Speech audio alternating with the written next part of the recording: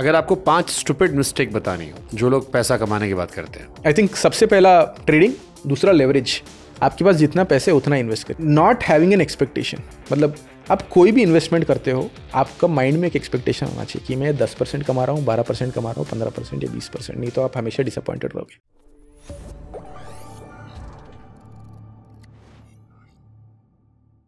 अगर आपको 5 stupid mistake बतानी हो जो लोग पैसा कमाने की बात करते हैं, 5 मैंने क्या किया, मैं याद कर रहा हूँ। आई थिंक सबसे पहला ट्रेडिंग, दूसरा लेवरेज। आपके पास जितना पैसे उतना इन्वेस्ट करिए। आप कभी भी औकात से ऊपर नहीं, औकात से ऊपर नहीं करिए। दूसरा, नहीं तो कर्जा बढ़ जाएगा। नहीं तो कर्जा बढ़ जाएगा, और इंडिया में पता ही है आपको कर्जा कितना महंगा है। तीसरा है नॉट हैविंग एन एक्सपेक्टेशन, मतलब आप कोई भी इन्वेस्टमेंट करते हो आपका माइंड में एक एक्सपेक्टेशन होना चाहिए कि मैं 10% कमा रहा हूँ, 12% कमा रहा हूँ, 15% या 20%, नहीं तो आप हमेशा डिसअपॉइंटेड रहोगे। तो हैव एन एक्सपेक्टेशन, अंडरस्टैंड कि मैं जो इन्वेस्ट कर रहा हूँ मैं इस पर्पस के लिए कर रहा हूँ, इस रिटर्न के लिए कर रहा हूँ, नहीं तो आप उसको इन्वेस्टमेंट को आप डिस्टर्ब करना चाहोगे, एंड डिस्टर्ब करते हो तो आपका पैसा बनेगा नहीं। चौथा सोच रहा हूँ और क्या, जहाँ दुनिया जा रही वहाँ मत करो। फोमो इन्वेस्टिंग आप मत करिए। डोंट लुक एट कि पिछले 3 साल में क्या हुआ है, मैं उस पे मैं बेट लगाता हूँ। वो आपको वो नहीं देगा। और 5वां, साइज़ पे आप ध्यान दीजिए। मैं बहुत लोगों को देखा हूँ जो इन्वेस्टमेंट साइजेस, मतलब उनका घर होगा 10 करोड़ का बट इन्वेस्टमेंट करेंगे 5 लाख, राइट? तो उससे कुछ नहीं होना आपका। अभी ये 10 गुना भी बढ़ जाएगा 50 लाख से, क्या है? मतलब आप साइजिंग करिए कि आपके पास क्या प्रॉपर्टी, आपका नेटवर्थ क्या है, उस नेटवर्थ के हिसाब से। तो चलो मैं इसी पे क्वेश्चन पूछता हूँ कि कोई आदमी कैसे ये डिसाइड करे कितना पैसा मुझे इन्वेस्ट करना है, कितना पैसा मुझे इमरजेंसी में रखना है, या कितना पैसा मुझे लिक्विड में रखना है, कौन सा शेयर मार्केट में जाएगा, कौन सा गोल्ड में जाएगा? कोई भी इंसान अलग अलग हो, आपकी सैलरी का या आपके इनकम को कैसे डिसाइड करे वो? ओके, तो मैं एक 25 से 30 साल वाले का एग्जांपल लेता हूँ।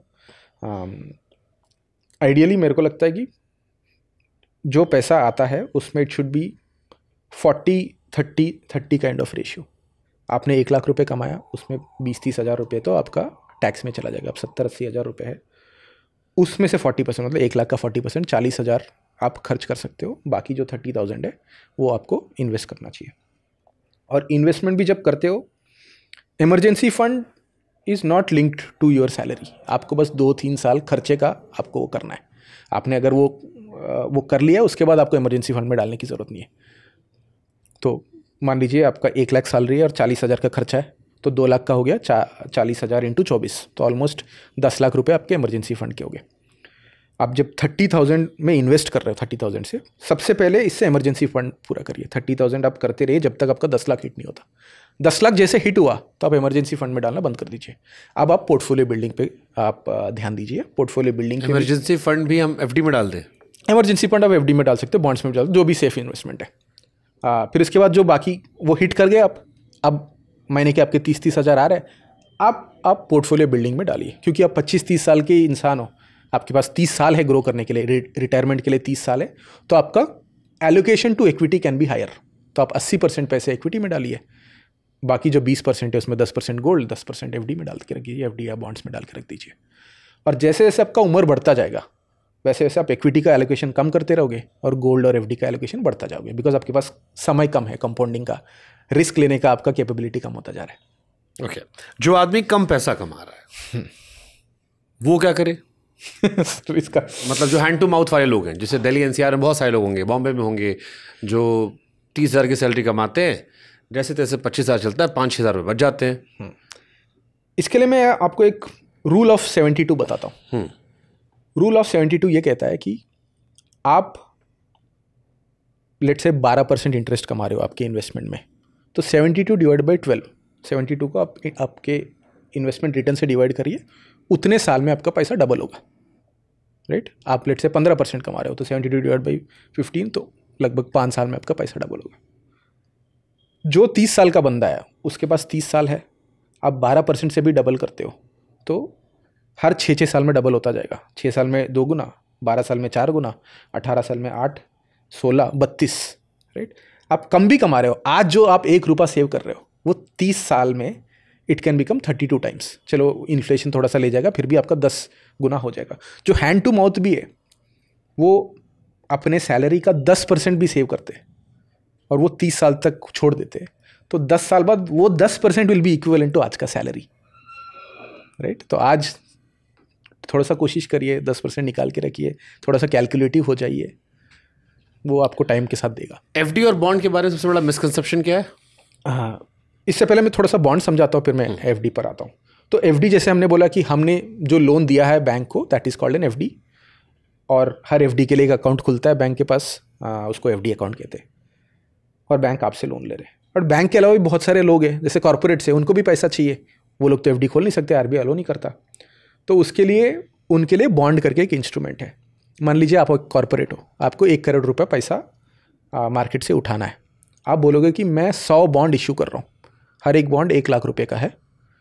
ये बॉन्ड जिस बंदे के पास भी होगा, मैं उसको हर महीने 1-1 हज़ार रुपये का इंटरेस्ट दूंगा और 3 साल बाद वो 1 लाख रुपए लौटा दूंगा, राइट।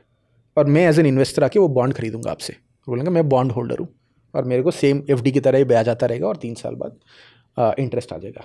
बट इसमें एक यूनिक चीज़ ये है कि मैं इस बॉन्ड किसी और को बेच भी सकता हूँ। एफडी में ऐसे आप ट्रांसफ़र नहीं कर सकते हो, मैं बॉन्ड किसी और को बेच दूंगा 1 लाख रुपये में, अगले महीने से इंटरेस्ट उनको आना शुरू हो जाएगा। तो bond is also very simple loan given by corporate to individual, और bond holder will get the interest. तो कंपनी के 2 इंस्ट्रूमेंट होते हैं, एक स्टॉक्स, एक बॉन्ड्स। स्टॉक्स में आपको डिविडेंड मिलता है, जैसे कंपनी ग्रो कर रहा है, प्रॉफिट इंप्रूव हो रहा है, आपका डिविडेंड बढ़ता जाएगा। बॉन्ड में सिर्फ आपको इंटरेस्ट मिलेगा और 3 साल बाद आपके पैसे वापस, 3 या जो भी टर्म होता है। तो bond is a bet on the survivability of A company. अगर आपको लगता है कि 3 साल तक ये कंपनी टिका रहेगी, उसका बॉन्ड ले लीजिए। आपको लगता है कि यार नहीं, 3 साल बाद ये कंपनी 10 गुना होगा, तो उसका इक्विटी ले लीजिए। तो ये हो गया बॉन्ड। इंटरेस्टिंग। हाँ, बॉन्ड और एफडी में बिगेस्ट डिफरेंस ये है कि डीआईसी जैसी इंश्योरेंस है नहीं, और दूसरा असली खेल आ गया।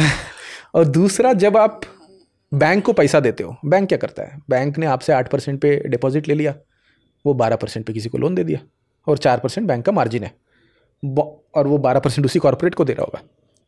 जब आप बॉन्ड खरीद रहे हो, ये बैंक को आपने हटा दिया इक्वेशन से, तो वो जो 4% एक्स्ट्रा है वो आप रख रहे हो, तो आपका रिटर्न भी ज़्यादा है। थोड़ा रिस्क ले रहे हो, रिटर्न ज़्यादा मिल रहा है। तो डीआईसीजीसी ना होने का जो नुकसान है वो ज़्यादा रिटर्न से कॉम्पेंसेट होता है।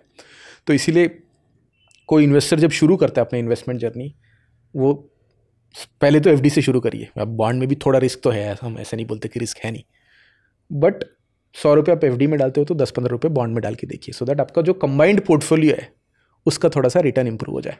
और उसमें से 100 रुपये एफडी में, 20 रुपये बॉन्ड में, तो आपका 80% पोर्टफोलियो वैसे भी सिक्योर्ड है कंप्लीटली, और बाकी 20% में आपके अगर मेरी बैंक मैनेजर ने जैसे समझाया होता तो अब तक इन्वेस्ट कर चुका होता। उससे समझाया, मेरे पल्ले नहीं पड़ा था। ओके, भारत में टैक्स, अच्छा, ये जो पैसा मिलता है एफडी में, क्या इसमें भी टैक्स कटता है? हाँ जी, टीडीएस कटता है सबसे पहले एफडी में, उसके बाद आपके टैक्स स्लैब के हिसाब से आपको टैक्स देना पड़ेगा। एक ही एक्सेप्शन है, there is something called tax saver FD, जिसमें 5 साल का लॉक इन होता है। ये आपका एक 80C करके एक लिमिट होता है, सेक्शन 80C इन इनकम टैक्स।